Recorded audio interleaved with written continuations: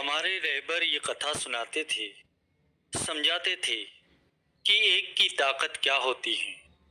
एक राजा था, बड़ा धर्मी राजा। उसकी घरवाली भी बड़ी धर्मी थी और घर में कोई औलाद नहीं थी। काफी यज्ञ कराए, हवन कराए, जिसने भी जो जो कहा सब किया। उम्र होती जा रही, पर गद्दी का वारिस कोई नहीं। सब कुछ करा के जब थक गए तो राजगुरु ने कहा कि किसी बालक की बलि दी जाए तो आपके घर में पुत्र अवश्य। गुरु को वीडियो लाइक करना, सब्सक्राइब करना प्लीज़। देख सकते हो आप कितनी मेहनत मैं करता हूँ, पसीने आ रखे हैं। प्लीज़ वीडियो लाइक कर दो, सब्सक्राइब कर दो प्लीज़। ही पैदा होगा। अब राजा धर्मी है, धर्मी क्रोधित हो उठा। किसी बालक की बलि अपने बच्चे के लिए? सवाल ही नहीं उठता। महापाप है ये। इस पाप का बोझ कौन उठाएगा? राजा ने साफ मना कर दिया। पर सारे मंत्री, सारी राज्यसभा राजा को समझाने लगी कि अपने लिए न सही, प्रजा के लिए सोचो। उत्तराधिकारी नहीं होगा तो गद्दी का वारिस कौन होगा? राजगद्दी पर कौन बैठेगा? आपको ये बात माननी ही पड़ेगी, अपने लिए नहीं, प्रजा के लिए। राजा ने फिर भी नहीं मानी बात। कहने लगा, नहीं, इतना बड़ा पाप तो मैं कभी नहीं करूंगा। जिस माता पिता के बच्चे की बलि दी जाएंगी, उनकी आहें, उनकी बदाशीशें मैं नहीं लूंगा। यहाँ पर मंत्रियों ने सुझाव दिया कि डिंडोरा पिटा देते हैं कि जो अपने बच्चे को अपनी मर्जी से देगा बलि के लिए, उसके घर पदार्थों से भर दिए जाएंगे, मुंह मांगा इनाम दिया जाएगा, तब तो आपके ऊपर कोई पाप नहीं चढ़ेगा। अब सारे मंत्रियों के जोर देने पर राजा ने मन मार कर हाँ में हाँ मिला दी। ये सोचा कि कौन माता पिता अपने बच्चे की बलि देगा। ऐसे माता पिता कहाँ होंगे जो अपने बच्चे की बलि देंगे? हो ही नहीं सकता। राजा ने हाँ कर दी। एक परिवार जिसमें 6 बालक हैं, हद की गरीबी। 5 बालक तो काम करते हैं, बड़ी मेहनत करते हैं, पर जो सबसे छोटा है भी बहुत छोटा, मेहनत थोड़ी करता है, सिमरन बहुत ज्यादा करता है, समाधि लगाकर बैठ जाता है। माता पिता ने विचार किया कि सारे मेहनती हैं, यही एक निखट्टा है, काम बहुत कम करता है, और जब देखो समाधि लगाकर बैठ जाता है। क्यों न उसे राजा को दे दे बलि के लिए, हमारी गरीबी दूर हो जाएंगी। हमारे पास तो 6 पुत्र हैं। सबकी मत लेकर वे छोटे बालक को लेकर माता पिता चल पड़े। छोटा सा बालक है, रास्ते में पूछता है, पिताजी कहाँ जा रहे हैं? पिता कह देता है कि तेरी बलि देने जा रहे हैं। छोटा सा बालक पूछता है, बलि क्या होती है?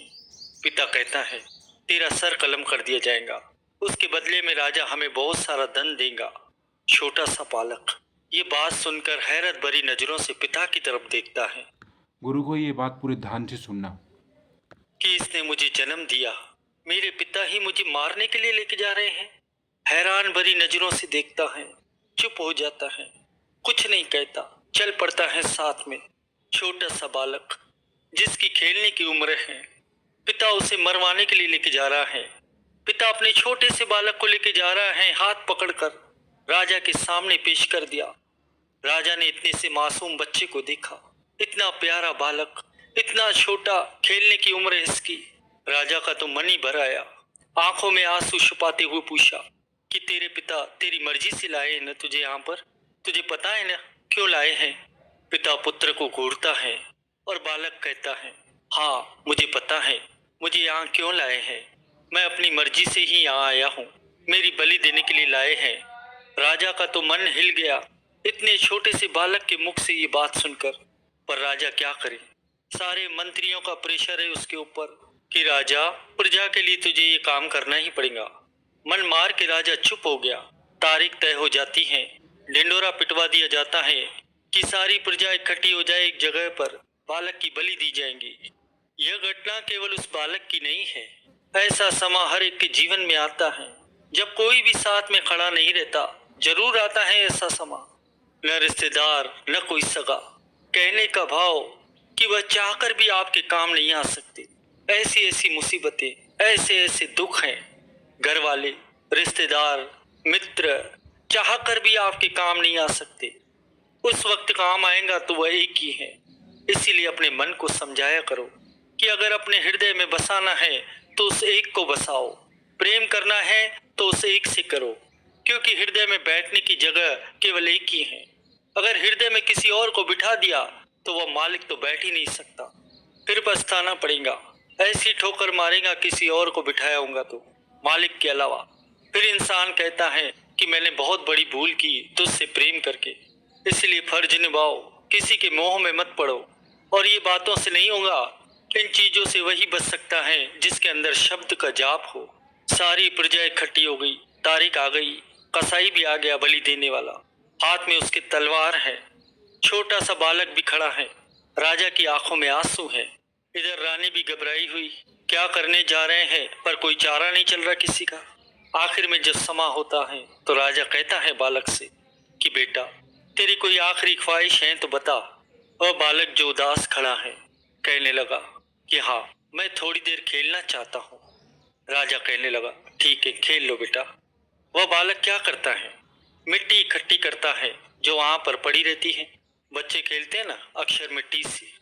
काफी मिट्टी इकट्ठी करके 4 डेरियां बनाता है मिट्टी के, और फिर एक डेरी के पास खड़ा होकर कुछ बोलता है, और बोलने के बाद उसे लात मार देता है।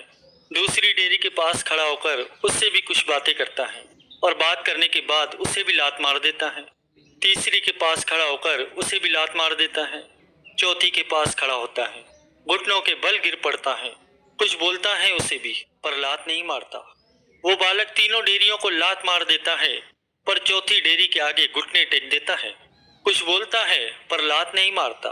सारी प्रजा, सारे मंत्री, राजा भी यह दृश्य देख रहा है, हैरान हो रहे हैं कि यह क्या कर रहा है, यह कौन सा खेल है, यह खेल तो हमने कभी नहीं देखा। अब थोड़ी देर बाद वह बालक उठता है, राजा को कहता है कि राजा, मैंने अपना खेल खेल लिया है, अब तुम अपना काम करो, मेरी बलि दे दो।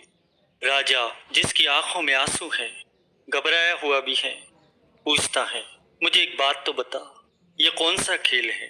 3 डेरियों को तूने लात मार दी, चौथी को नहीं गिराया। वह बालक कहने लगा राजन, आपको क्या लेना मेरे खेल से, आप अपना काम करो, बलि का समय निकल रहा है, मेरी बलि दो। राजा कहता है ठीक है, बलि तो देंगे, पर ये कम से कम बता तो दे, ये खेल कौन सा है। तो बालक कहता है राजन, हर एक के जीवन में छोटा सा बालक है, ज्ञान देखो इससे कितना है। क्यों? क्योंकि नाम जपता है, सिमरन पर बैठता है समाधि लगाकर। निकट्टू कहते थे उसे, घर वालों ने उसे बेचना ही सही समझा। वो ज्ञानी बालक कहता है हर एक इंसान के जीवन में आश्रय होते हैं, मेरी भी 4 आश्रय थे। पहला आसरा मेरे माता पिता का, पहली डेयरी मैंने उनके नाम से बनाई और उनके आगे खड़े होकर कहा कि मुझे बचाओ, मेरी बलि होने जा रही है, मेरा गला काटा जा रहा है, मेरी रक्षा करो। पर मन में विचार किया, यही तो मेरे माता पिता हैं जो मुझे यहाँ बलि के लिए लेकर आए हैं, मारने के लिए यही तो लाए हैं, ये क्या मेरी रक्षा करेंगे, ये तो झूठे हैं। ये सोचकर मैंने लात मार दी। दूसरा आसरा होता है, हर एक के जीवन का होता है आसरा, मेरा भी था। दूसरा आसरा था राजा। दूसरी डेयरी मैंने आपके नाम से बनाई, क्योंकि राजा का काम होता है प्रजा की रक्षा करना। मैंने कहा उस डेयरी से कि मेरी रक्षा कर। डेयरी से आवाज आई कि मैं ही तो तेरी बलि ले रहा हूँ, अगर रक्षा की बख्शक बन जाए तो कौन रक्षा करेगा। मैंने उसे भी लात मार दी, पहले परिवार को लात मारी, फिर तुझे लात मारी। तीसरी डेयरी मैंने प्रजा की बनाई कि प्रजा होती है जो रक्षा करती है, मिलजुल कर रहती है। पर यहाँ तो प्रजा ही तमाशा देख रही है, कोई रोकने के लिए आगे नहीं आया, देखने के लिए सब आ गए। मैंने उसे भी लात मार दी। पहली डेयरी परिवार की, दूसरी राजा की, तीसरी प्रजा की, तीनों डेयरियों को मैंने लात मार दी। चौथी डेयरी मैंने बनाई अपने प्रभु की, जिसका मैं नाम जपता हूँ। मैंने घुटने टेक दिए उसके सामने कि प्रभु, सारे आश्रय झूठे हैं, सबने धोखा दिया मुझे, मुझे बस आखिरी में तुझ पर ही भरोसा है, तू ही एक है जो मेरी रक्षा कर सकता है। और इसीलिए मैंने उस डेयरी को लात नहीं मारी, मुझे अब भी उस पर विश्वास है, वो चाहे तो कुछ भी कर सकता है। राजा ये बात सुनकर जोर से रो पड़ा, इतना ज्ञान सुनकर बच्चे से कि राजा तो रक्षक होता है, मैं ही भक्षक बन गया। राजा अपने मंत्रियों पर चिल्ला पड़ा कि मैंने आपके कहने पर यज्ञ किए, हवन किए, जो जो बन पड़ा मैंने किया, पर बालक नहीं हुआ। इसकी क्या गारंटी है कि इसकी बलि देने पर मुझे बालक होगा? बताओ, मुझे कोई गारंटी दो। याद रखना, अगर इसके बाद भी कोई बालक नहीं हुआ, मैं उसका सर कलम कर दूंगा। कोई खड़ा नहीं हुआ। राजा ने सारी प्रजा को, सारे मंत्रियों से कहा कि क्यों न मैं इसे गोद ले लूं। इतना ज्ञानी बालक मुझे कहाँ मिलेगा? बलि देने के बाद भी कोई गारंटी नहीं है कि बालक होगा, और बालक हुआ भी तो इतना ज्ञानी होगा, ये कोई गारंटी नहीं है। इसे मैं गोद ले लेता हूँ, यही मेरा वारिस होगा।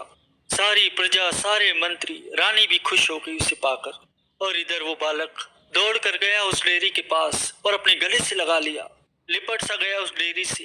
कहने लगा कि मुझे पता था कि तू ही मेरा सच्चा सहारा है, तू ही मेरा सच्चा आसरा है, तू ही है जो बाजी पलट कर रख सकता है। जिसके पास इक्का हो बाजी उसी की। वीडियो लाइक करना, सब्सक्राइब करना प्लीज़।